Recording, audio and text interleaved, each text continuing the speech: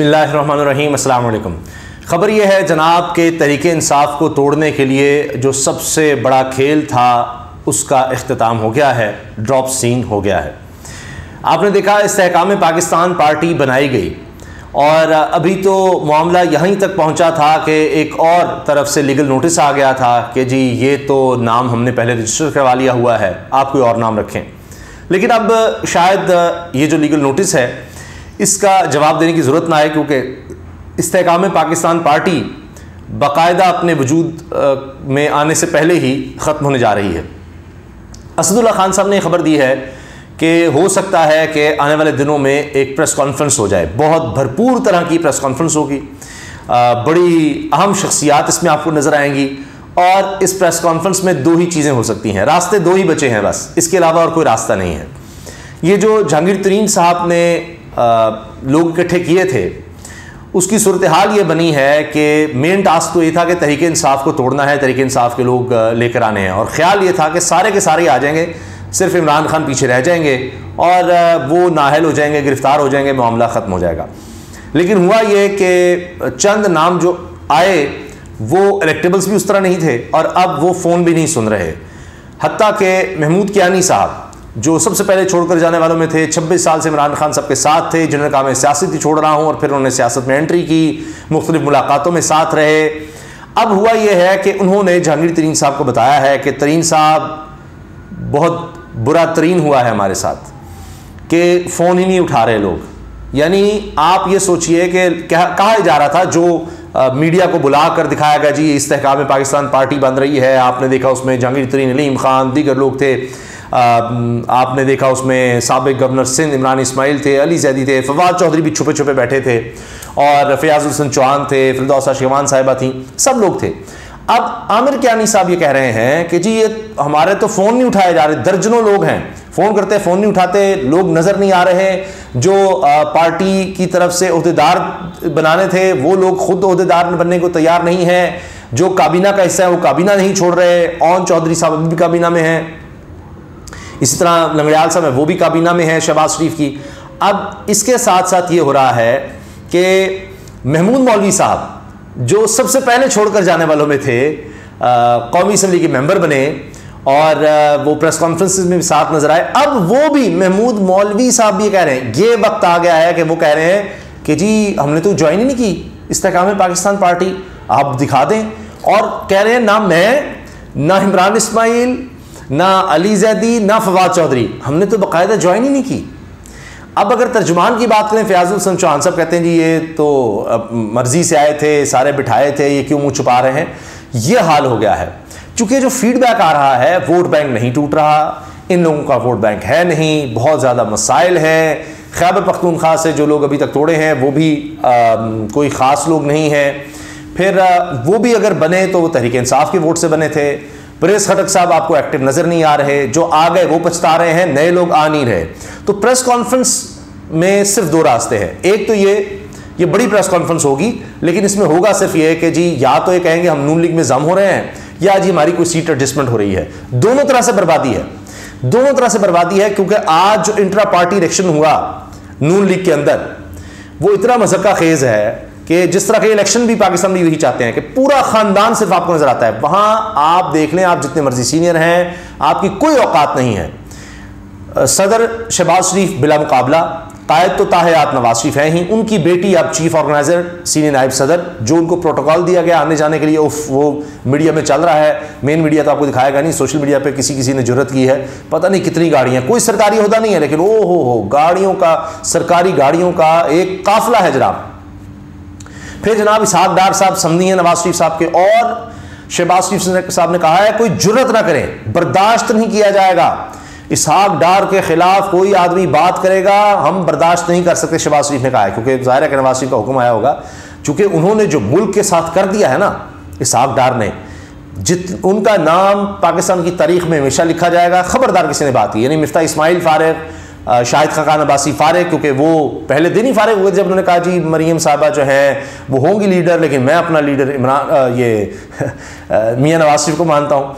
तो बहरहाल अब वो देखें कि शाहिद खान अब्बासी मिफ्ता इस्माइल के हवाले से भी था और भी कि जी खबरदार बर्दाश्त नहीं किया जाएगा। अब कैसर अहमद शेख साहब हैं, वो कौमी असम्बली के मेंबर हैं, चेयरमैन कायमा कमेटी भी हैं ख़जाना के, उन्होंने भी तनकीद की सागदार पे, लगता है कि अब उनकी जगह भी नहीं बचेगी। अब तो यह हाल हो गया कि आपस में लड़ाइयाँ शदीद हो रही हैं। मैं देख रहा था पाकिस्तान पीपल्स पार्टी की रहनुमा नफीसा शाह साहबा ने बड़ी सख्त तनकीद किया कि जी मसनूई बजट कहा जा रहा है, ये जाली बजट है, ये 2 नंबर बजट है और ये तो चल ही नहीं सकता। इस तरह की बातें हो रही हैं, मुलाकातें भी हो रही हैं शहबाज शरीफ से। अब ये इन्होंने एक शो तो करना है कि हमारी लड़ाई हो गई है, वो कुछ वोट मांगने के लिए, लेकिन जिस मकसद के लिए सारा कुछ हो रहा था वो मकसद हासिल नहीं हो रहा। लोग, असल बात है कि ये देख रहे हैं कि तो बड़ा जुल्म हो रहा है, ज्यादती हो रही है, तो कितना आप करेंगे मैनिपुलेट, बड़ा मुश्किल हो गया। तो लिहाजा वो पार्टी कोई बन ही नहीं सकी, वो कोई इम्पैक्ट क्रिएट नहीं कर सकी जिसमें जो लोग आए, जिस तरह भी लाए गए, बिठाए गए, वो तो अब तैयार ही नहीं हो रहे किसी काम पर, और फोन तक नहीं सुनेंगे तो क्या उन्होंने पार्टी चलानी है, क्या करना है। चंद लोग आपको नजर आ जाएंगे, फयाज हुसैन चौहान हैं, फिरदौस आशिकवान साहिबा हैं, बुईन चौधरी, लंगड़ियाल वगैरह, वो 5-7 लोग। बाकी तो आपने कहीं देखा है कोई टेलीविजन पर कहीं कोई बयान कि अच्छा जी है जो आए, मैंने बता दिया। इससे बढ़कर क्या होगा कि महमूद मौलवी साहब जैसे लोग वो कह रहे हैं जी हमने तो ज्वाइन ही नहीं की, न फवाद चौधरी से इमरान इस्माइल, हमने तो बकायदा ज्वाइन ही नहीं की, वहाँ मौजूद हैं।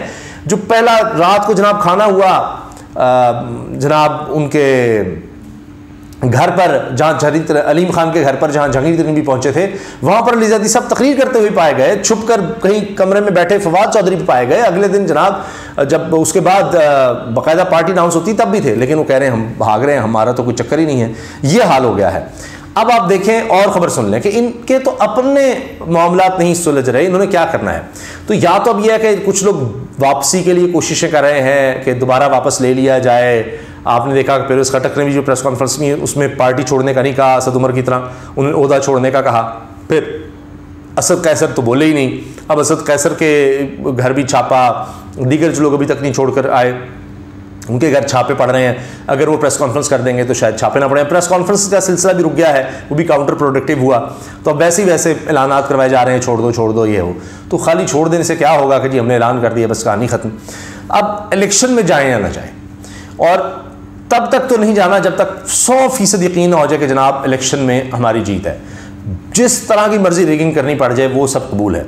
और उसके लिए आप देखिए लड़ाइयों की कैफियत क्या है कि पंजाब में हमें भी हिस्सा चाहिए। ये जो गोश्त है, जो गाय हमने पाकिस्तान की जमहूरियत, आइन, कानून की गाय को ज़िबा किया है, इसकी मईशत को ज़िबा किया है, इसके अब टुकड़े हमें चाहिए, इसको नोचना है, अपना गोश्त का हिस्सा खींचना है इससे। तो अब पाकिस्तान पीपल्स पार्टी के लोग जो मिले हैं उन्होंने बिलावल साहब से शिकायतों के अंबार लगा दिए हैं। उन्होंने कहा जी हमारा तो कोई काम ही नहीं हो रहा, हमने इलेक्शन में क्या जाना है, ये पंजाब की बात हो रही है। और सारे अहदेदारों ने कहा जी बिलावल भुट्टो ज़रदारी से शिकायत लगाई कि पीपल्स पार्टी का काम हो तो निगरान हुकूमत सारा कानून सामने रख देती है और दूसरी पार्टी के लिए आंखें बंद कर ली जाती हैं। आसिफ जरदारी की आमद पर लाहौर में लगाए गए बैनर्स भी उतार दिए गए थे, ये तक शिकायत की जा रही है। तो खैबर पख्तूनख्वा में लड़ाई अलग है, यहाँ लड़ाई अलग है। इन्होंने अब आपस में लड़ना है, कुछ दिखावे के लिए, कुछ जाहिर है कि अपने गोश्त के हिस्से के हासिल करने के लिए, और इसके अलावा जो नया उतरना था मैदान में उसकी क्या औकात रह। जिन लोग कहेंगे जनाब नून लीग तो वहाँ तो सिर्फ एक ख़ानदान है और वो वहाँ बादशाहत है, किसी की कोई जरूरत ही नहीं वहाँ कुछ कर सके। तो अगर हमने वहीं पर मिन्नत समाजत करके जाना है तो तरीन साहब की हमें क्या ज़रूरत है, हम खुद ही कुछ कर लेते हैं। वहाँ पर इंडिविजुअली बात करेंगे तो शायद ज़्यादा कुछ हमें सीट एडजस्टमेंट कुछ मिल जाए। इनके थ्रू जाना है तो सीटें भी कहाँ से मिलनी है और जम ही होना है, तो क्या औकात रह जानी हमारी। तो उन्हीं के अगर पैरों में गिरना है, पढ़ना है, उन्हीं की गुलामी करनी है तो फिर क्या फ़ायदा। हम खुद कर लेंगे या इंडिपेंडेंट का कुछ कर लेंगे, आगे ज़लील रुसवा तो हम हो गए हैं। तो ये जनाब ड्रॉप सीन हो गया है। प्रेस कॉन्फ्रेंस आप आने वाले दिनों में देख लेंगे। पहले भी आपने देख लिया पार्टी किस तरह से लॉन्च हुई है, तो वो तो बात बन नहीं सकी। अब पता नहीं और कौन से प्लान हैं, जिस तरह इसहाक डार का प्लान बी है जिसके बारे में बड़ा कहा जा रहा है। देखिए जी IMF के बगैर बजट भी बना लिया, ये भी हो गया, वो भी हो गया। तो अब देख लेते हैं कि आगे क्या होता है। तो अभी तक तो सिर्फ और सिर्फ जो हुकूमत में है या जो उस तरफ जाने की कोशिश करते रहे हैं उनके लिए रुसवाई है। और इसमें देख लीजिए कि तहरीक इंसाफ के चेयरमैन, उनकी इसमें मौज लग गई है कि नज़र आ रहा है कि जी लोग तो और ज़्यादा हमदर्दी तहरीक इंसाफ की तरफ जा रही है, और ये जो तोड़ने की बात हुई थी वो सारी गेम उल्टी पड़ गई है। तो जब जाहिर है कि आप इतना बड़ा एक काम करेंगे, इतना उसको दिखाएंगे जी लोग टूट गए, ये हो गया वो, तो जब इतना बड़ा बार खाली गया है तो अब बाकी क्या बचेगा। तो अगर केसेस भी बनाने हैं जुल्फ़िकार अली भुट्टो की तरह, जनाब वो कत्ल का केस, वो कोयटा के जो वकील साहब कत्ल हुए, वो भी आप देख लीजिए इस वक्त क्या हो रहा है। इंटरनेशनल मीडिया में, इंटरनेशनल ह्यूमन राइट्स ऑर्गेनाइजेशन में इन केसेस को किस तरह से देखा जा रहा है। अभी तक अगर किसी केस में जान है तो उसमें कोई आगे हम पेशरफ नहीं देख सके। हर इदारे को कहा गया है अपना अपना काम जहाँ तक हो सकता है, नैब, एंटी करप्शन, फ़लाँ फ़लाँ फ़लाँ, वो भी बात कोई बन नहीं रही।